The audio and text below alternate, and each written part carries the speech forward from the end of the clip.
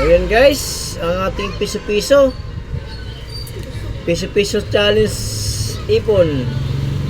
Yan po ang barya na pa tira-tira na lang sa tira-tira na lang sa budget na naiiwan sa aking pirahan. Kinukuha ni Mrs. Iniipon niya yan.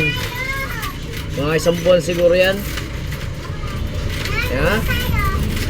Ay ating pinapabilang at walang pambili ng gasol.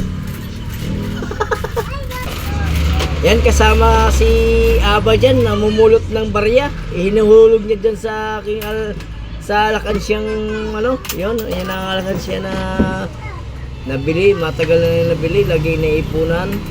Pag kami kinakapos, yan ang aming kinukuha.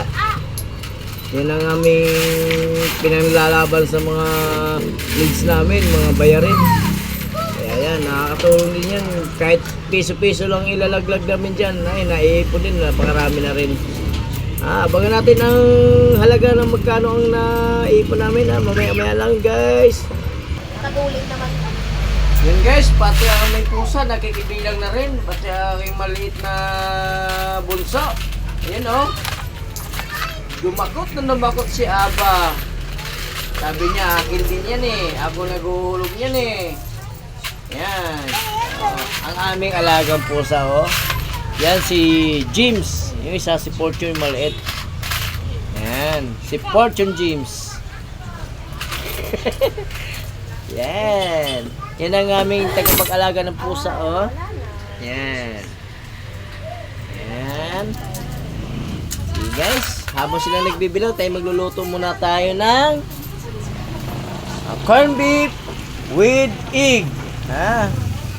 Corn beef with egg.